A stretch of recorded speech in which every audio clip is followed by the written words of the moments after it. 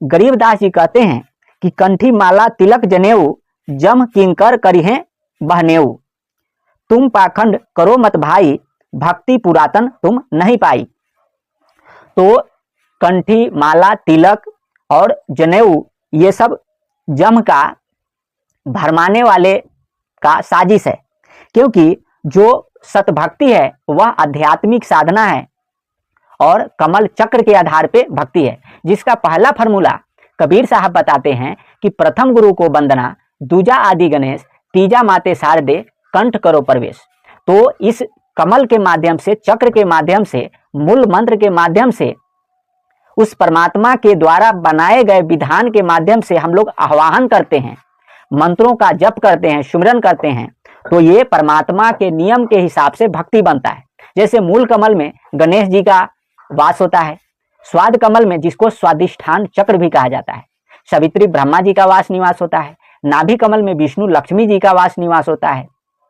और हृदय कमल में शंकर पार्वती जी का वास निवास होता है, कंठ कमल में माता शेरावाली महालक्ष्मी जी का वास निवास होता है, और कुंज कमल में पूज्य गुरुदेव अमर परमात्मा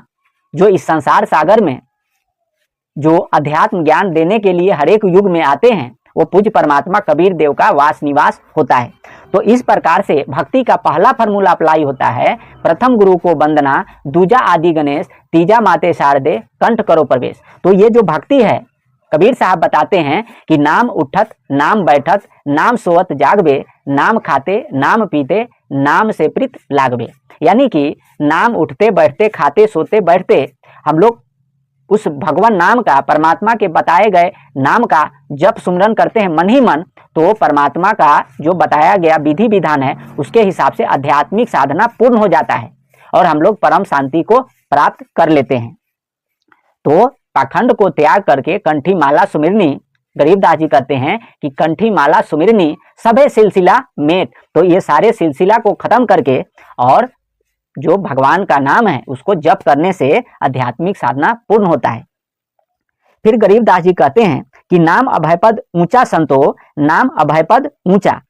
खोली कपाट घाट घट माही, बंद करो नौ कूचा। तो